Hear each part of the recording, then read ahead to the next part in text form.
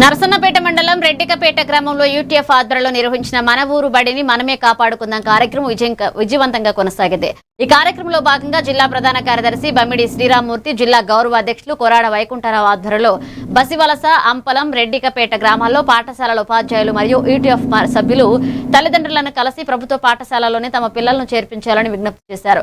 ఇక తల్లిదండ్రులు ఈ పిలుపునకు సానుకూలంగా స్పందించి తమ పిల్లలను ప్రభుత్వ పాఠశాలలో చేర్పించేందుకు ముందుకు రావడం శుభ పరిణామంగా నిలిచింది। మన ప్రభుత్వ పాఠశాలను కూడా నిలుపుకోవాలి।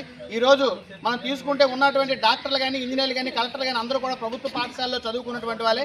ఆ మాటకు వస్తే మన గాంధీ, నెహ్రూ, అంబేద్కర్ లాంటి వాళ్ళు కూడా ఈ ప్రభుత్వ పాఠశాలలో చదువుకున్నటువంటి వాళ్ళే।